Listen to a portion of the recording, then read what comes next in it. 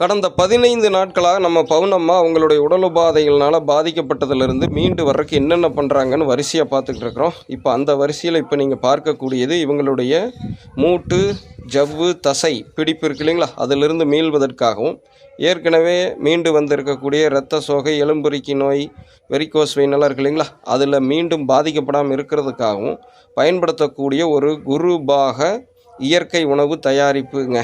இது வந்து நம்ம அம்மிக்கல் ஆசன குரு விதியை பயன்படுத்தி அவங்க தயாரிக்கிறாங்க. ஸோ என்னென்னு பார்த்துடலாங்களா? இதோ பார்த்துக்குங்க. நாட்டு ரக கொத்துமல்லி, பச்சை மிளகாய், புளி, இரும்பு கடாயில் வறுத்த கல்லுப்பு. முந்தைய பதிவிலேயே தெளிவாக பார்த்துருப்பீங்க. தனியாக க்ளோஸ் வச்சு காண்பிச்சிருக்கேன். இப்போ இதையை பயன்படுத்தி பவுனம்மா அவங்களே அரைச்சிருக்கிறாங்க தன்னுடைய ரெக்கவருக்கு அப்புறம். ஸோ கீழே அவங்க உட்கார்றதுக்கு தகுந்த மாதிரி ஒரு சின்ன டப்பாவை போட்டிருக்காங்க. அதையும் மனசில் வச்சுக்கோங்க.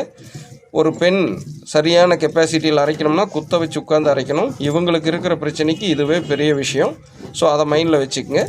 ஸோ நல்லா ஞாபகம் வச்சுக்கோங்க. 15 நாட்களில் அந்த பிரச்சனையிலிருந்து மீண்டு வந்துட்டாங்க.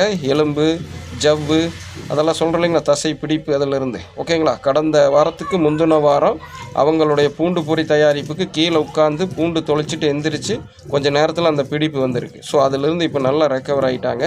ஸோ எங்கள் அம்மாவை நான் எப்படி மீட்டெடுக்கிறேன், நம்ம பவுனம்மாவை அப்படிங்கிறத உங்கள் முன்னாடி வச்சுட்டேன். உங்கள் வீட்டில் இருக்கிற அம்மா பாட்டி தாத்தாவை மீட்டெடுக்கணும்னா இந்த மாதிரி இயற்கை உணவுகளை பயன்படுத்த தொடங்குங்க. Pure herbal nature homemade food with home work அவுட்டோட, தட் மீன்ஸ் ஹோம் குரு வித்தா. சரிங்களா? கிவ் லாட்ஸ் ஆஃப் எப்படி சொல்கிறதுங்க, lots of solution for our sickness.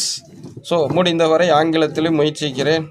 தப்பு குறை இருந்தால் உருட்டிகிட்டே போங்க. போக போக இன்னும் நல்லா பேசலாம். ஸோ போடுங்க மைண்டு கடை. எல்லாரும் இயற்கையோடு இணைவோம், இன்பமாய் வாழ்வோம். நான் உங்கள் பவுனம்மா, உங்கள் ஜெம்சி குருவுடன். நன்றி, வணக்கம். எப்படிமா இருக்குது? 15 நாள் கழிச்சு இந்த வேலை 2வது நாளாக அரைக்க வந்திருக்காங்க. எப்படி இருக்குது இப்போ ரெக்கவரி? இப்போ அந்த பெயின் இருக்காமா உனக்கு? பெயின் எல்லாம் இல்லை, அதுலேருந்து ரிலீஃப் ஆகிருக்கு.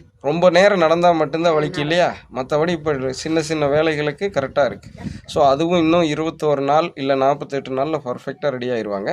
ஸோ உணவே மருந்துன்னு இந்த காலத்துலேயும் வாழ முடியும். சரிங்களா? அதுக்கு நம்ம தான் முயற்சி எடுக்கணும். நம்ம தான் அதற்கு தகுந்த மாதிரி நம்ம மனதையும் தயார்படுத்தி போகணும். ஸோ அதற்கு குடும்பமாக சேர்ந்து இழுக்கணும். மைண்டில் ஞாபகம் வச்சுங்க இந்த குரு வைத்திய வாழ்வியல் அப்படிங்கிற தேரை. ஸோ நான் எப்படி எங்கள் அம்மாவுக்கு சப்போர்ட் பண்ணுறேனோ அந்த மாதிரி